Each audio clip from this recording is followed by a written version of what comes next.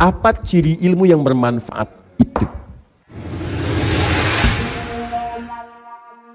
Jadi kalau Anda minta, ya Allah, anugerahkan kami ilmu pengetahuan. Kenapa Nabi minta diawalkan ini? Karena semua amalan-amalan yang kita kerjakan, itu dasar penerimaan pertamanya berasal pada sumber pengetahuan.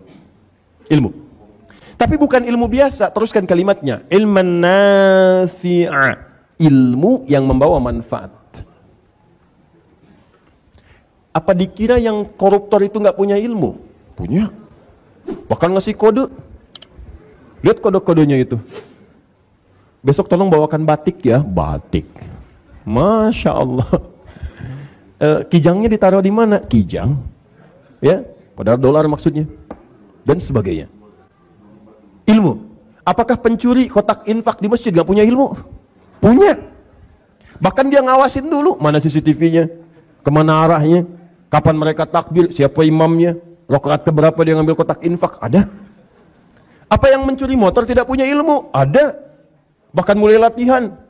Wah, begitu latihan masih 5 detik kata bosnya. Wah, harus lebih cepat lagi. Harus lebih cepat lagi. Latihan lebih cepat sampai sepersekian detik dia lakukan baru jalan. Begitu praktek lupa. Oh, bos susah nih. Sabar, terusin, sabar. Udah bayangkan? Dia praktekkan sabar bukan pada tempatnya. Dia praktekkan ilmu kecepatan bukan pada tempat yang semestinya. Jadi kalau pembuat maksiat aja pakai ilmu, apalagi orang untuk taat. Tapi apakah ilmu yang dipelajari bisa bermanfaat? Itu belum tentu. Maka Nabi mintakan kepada kita, kalau Anda bermohon minta ilmu, jangan sekedar pintar, Bu. Jangan sekedar pintar. Ya Allah, jadikan anak saya pintar. Pintar yang bermanfaat. Nah, sekarang pertanyaannya, apa ciri ilmu yang bermanfaat itu? Termasuk nanti saya tekankan kepada teman-teman yang belajar. Apakah Anda saat duduk di majelis ilmu, ilmunya disebut bermanfaat oleh Al-Quran dan hadis? Ini ukurannya. 1. Langsung saya percepat. Ilmu yang bermanfaat itu, keterangan pertama yang disebutkan oleh Allah dalam Al-Quran, terdapat di Quran surah ke-58 ayat ke-11. Quran surah ke-58 ayat ke-11. 1. Yang disebut ilmu yang bermanfaat itu, pertama, keterangan Allah adalah ilmu yang bisa mengangkat keimanan seseorang. Bahasa paling singkatnya, ilmu yang bisa menguatkan iman. Itu yang paling bermanfaat. Karena itu kalau Bapak Ibu duduk di majelis ilmu, di pengajian, dimanapun, coba pastikan ilmu yang Anda pelajari itu bisa mengangkat, menguatkan iman Anda. Iman itu ukurannya kedekatan Anda dengan Allah. Makanya disebut dengan zikir. Jadi kalau Anda ikut pengajian, ikut ta'lim, termasuk dengan saya nih, dimanapun Anda berada, Anda ikut pengajian, ngaji, belajar dengan saya. Tapi apa yang saya sampaikan tidak membuat Anda dekat dengan Allah. Tidak membuat iman Anda menguat, maka tinggalkan saya, cari guru lain. Cari guru lain.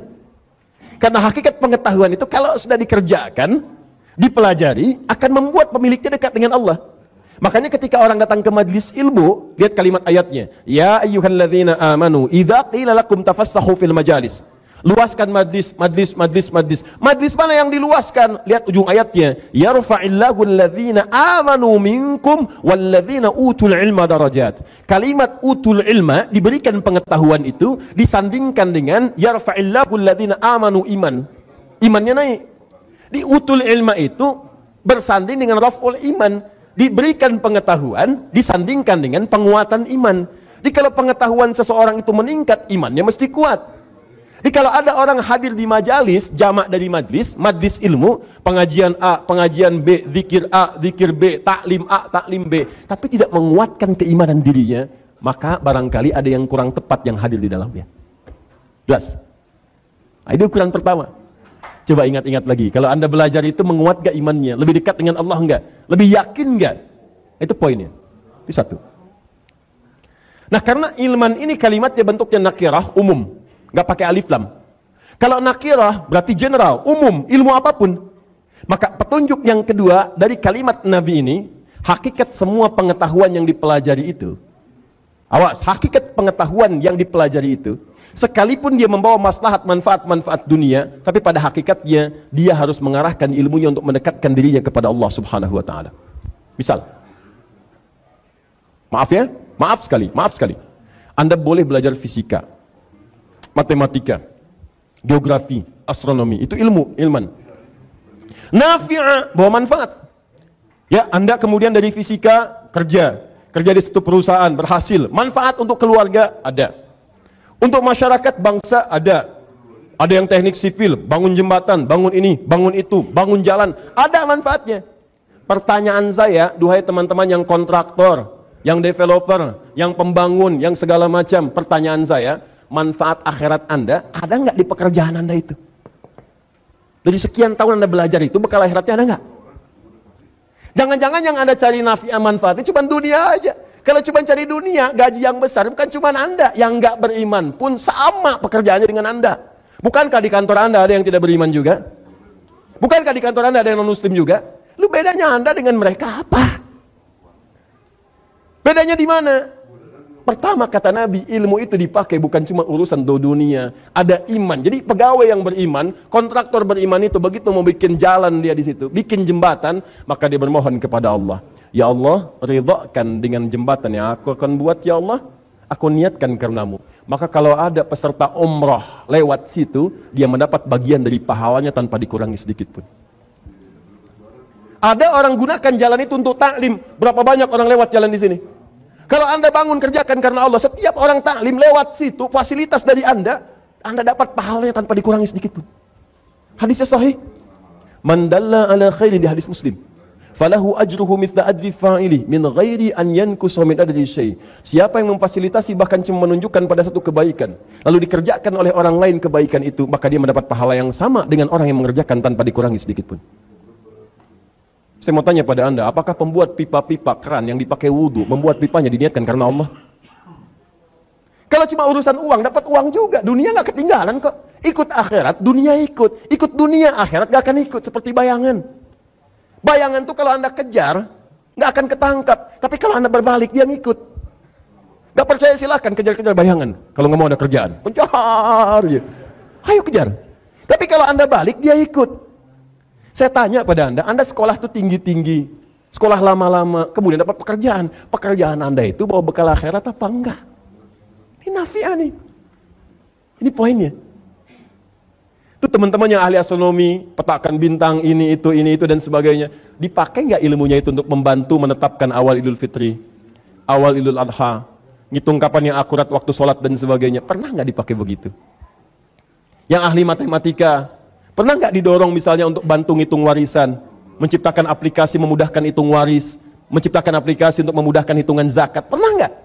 Coba saya nasihati ya, jadikan satu episode dalam alur kehidupan Anda untuk mencari bekal akhirat.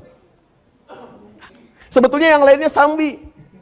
Ini bukan kerja sambilan. Ya Ustadz, sambil kesibukan lah bikin aplikasi zakat. Sambi. Enak aja. Akhirat bukan nyambi. Maka ini bagian yang pertama. Saya tanyakan kepada Anda, dari dalam pekerjaan yang Anda kerjakan sampai saat ini, berapa yang punya investasi akhiratnya? Karena nafi'anya bentuknya nakirah, ini nakirah. Ilman nafi'ah. Semua pengetahuan mesti ada saham akhirat yang dibawa sebagai penguat dari bukti keimanannya kepada Allah Subhanahu wa Ta'ala. Jadi seorang dosen yang beriman, maka dia akan arahkan ilmunya untuk mendekatkan salah satu di antaranya kepada Allah Subhanahu wa Ta'ala. Seorang kontraktor, developer yang lain yang beriman, maka dia niatkan pembangunannya untuk mendapatkan ridha Allah Subhanahu wa Ta'ala. Makanya mustahil ada orang yang tergerak untuk bangun maksiat. Mustahil. Seorang arsitek yang beriman, maka dia akan mendesain segala sesuatunya sebagai mendapatkan keridhaan Allah Subhanahu wa Ta'ala. Dan seterusnya. Ini poinnya. Satu. Jelas ya? Dan seorang ibu yang beriman, dia akan mendidik anaknya, apapun yang kemudian dia akan pilih untuk menjadi wasilah mendekat kepada Allah Subhanahu wa Ta'ala. Jadi orang pintar ya, di antara ciri orang pintar, dia punya visi akhirat, bukan cuma dunia. Ciri yang kedua, disebut ilman nafi'ah dalam ukuran hadis. Sekarang hadis. Kalau tadi Al-Quran, sekarang hadis. Saya sudah cantumkan itu di buku saya yang ini, yang Al-Majmu', ya bekal Nabi bagi para penuntut ilmu. Hati-hati. Di antara ilmu yang bermanfaat itu disebutkan langsung cirinya oleh Nabi, tapi yang paling menarik, cirinya ini disebutkan dua oleh Nabi. Satu, menunjuk pada benarnya ibadah yang ditunaikan. Benarnya ibadah atau amal lah. Makanya ada bab al-ilmu qabla al-amal. Ilmu sebelum amal. Ya, pernah mendengar ungkapan itu? Al-ilmu qabla al-amal. Ilmu sebelum amal.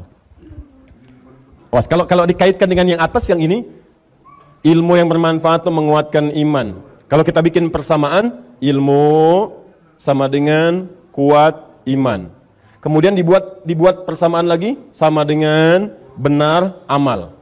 Benar amal. Lihat persamaannya. Ilmu yang benar sama dengan kuatnya iman, sama dengan benarnya amal. Kalau kita persamaan jadikan satu, orang yang benar amalnya ini menunjukkan kuat imannya plus benar ilmunya. Kalau kita kaitkan ke sini, orang yang benar-benar ibadahnya itu, benar amalnya, ini menunjukkan kuat imannya. Apa dasar kuat imannya? Benar ilmunya. Di orang yang ingin ibadah selalu bertanya bagaimana caranya. Bagaimana, apakah ini benar menurut Allah atau tidak? Ini menunjukkan keimanan yang kuat dalam dirinya. Saya berikan kabar gembira. Kalau Anda mulai hari ini sering cari majlis taklim yang benar, menanamkan pengetahuan, menguatkan iman, menambah wawasan, maka berbahagialah. Itu pertanda Allah sedang mengangkat derajat iman Anda yang sedang dikuatkan oleh Allah Subhanahu wa taala. Tapi kalau cuma pengen hadir, ikutan ketawa, cari humornya, ikut rame-rame dan sebagainya, sah datangnya. Cuma ini menunjukkan tanda bahwa iman Anda tidak dalam level yang disebut kuat oleh Al-Quran.